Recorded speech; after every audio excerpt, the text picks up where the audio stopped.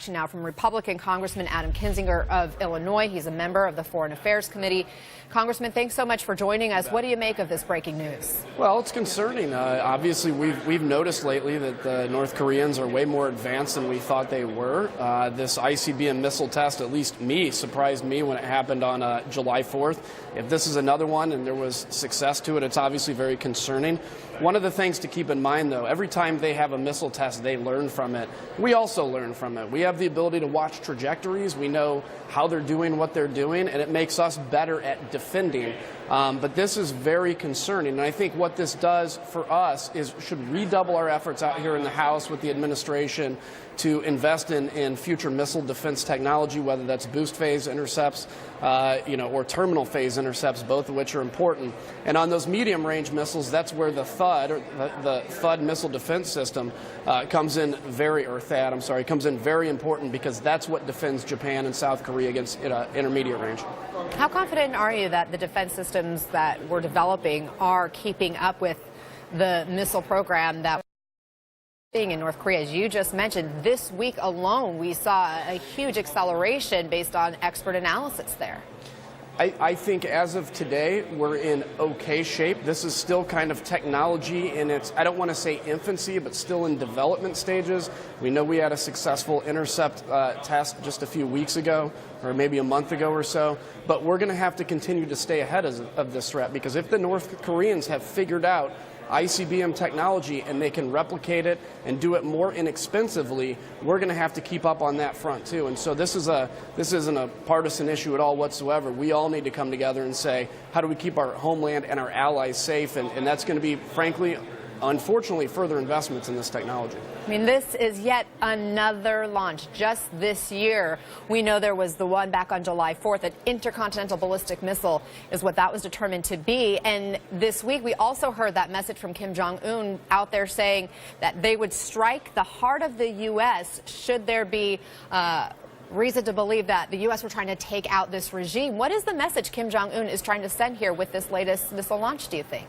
Well, I think he's crazy. Now, he may be actually sane in what he's trying to do in terms of in his mind, but he's crazy on the world stage. This is taking us to the brink of a war that would not be good for either side, but especially would not be good for North Korea. If there was a war that launched in the Korean Peninsula, North Korea absolutely 100% without a doubt would lose that war. The problem is there would be massive casualties in South Korea, and frankly probably a lot of American soldiers that would lose their lives that are stationed in the region. This is kind of insanity, doing the same thing over and over, taking the region to the brink that we need to step away from. And we need people like China, or countries like China, to get serious about really tough implications in North Korea, whether it's their business, their exports, or anything else. You heard Barbara there say this launch, the president directly in the crosshairs on this. In terms of a decision to make, how should the U.S. respond beyond doing the defense development we just discussed? Well, I think that's extremely important. I think our military posture in the region is extremely important to ensure that we have an option if, in fact, we need to use military. But listen, that is the almost absolute last thing we should do. The last thing we should do is allow them to fire a nuclear weapon at us. And so I think having that posture there and finding leverage points, pressure points against the Chinese to say, look, you may be worried about mass refugees into your country from North Korea in the event of a collapse of the regime, but this is making it more and more likely that that's going to happen. You have got to work with us to get this under gear. They act like they've done everything they can. They have absolutely not done everything they can. You know, it's interesting that we were also going to talk with you about this new sanctions bill that was passed by both the House and the Senate in a very bipartisan way. It includes Russia, of course, is the big headline, but also includes North Korea on that. And yet the president's spokespeople are saying it's unclear whether the president is going to sign this bill. Your thoughts? Well, everything I hear is he is. If he doesn't, his lack of signature or veto will be overridden, because we passed this bill like 419 to 3. I mean, that's like override territory on steroids. We are completely, as Republicans and Not Democrats, to mention the Senate passed it 98 to 2. So out of more than 500 members in Congress total, 5 people said no. So that doesn't happen very often out here, so take heed. But I think every indication I get is the president's going to sign it. This would be great, and continuing to ratchet up the pressure against North Korea, Iran, and Russia. Real quick, do you feel like the infighting that we're hearing play out inside the West Wing is impacting the president's ability to be effective in his role as the president of the U.S. and also in terms of dealing with these foreign crises?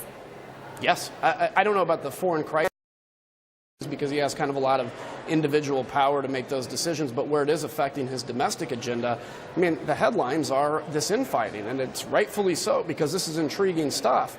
It's not, up until yesterday when the health care bill failed, he should have been out there pushing the message on health care, now pushing the message on tax reform, and we're kind of taken up by this infighting and this weird article and everything else. He's doing himself a huge disservice, and I think it would benefit the president to get a handle on the message coming out of the White House. That's probably about as gentle as I can say it. Speaking of message, what do you make of Scaramucci's comments, these vulgar, the expletive rant that he went on in a reporter interview? Yeah, I read it. It was disappointing. The language was bad, but I think what even bothers me the most is just the willingness to just take down people, to attack Reince Priebus, to attack Steve Bannon, just to basically a random reporter. It's this character assassination that I don't like. I mean, we got to get back out here to where we can have massive disagreements, but we don't have to assassinate people's character. It's the same thing that was happening initially with the Jeff Sessions thing. If you don't like him, just fire him. But why would you put this all over Twitter? And that's what we need to get. This should not belong in the presidency of the United States. This is like the most sacred job in the world. Let's keep it that way. All right, Congressman, thank you so much.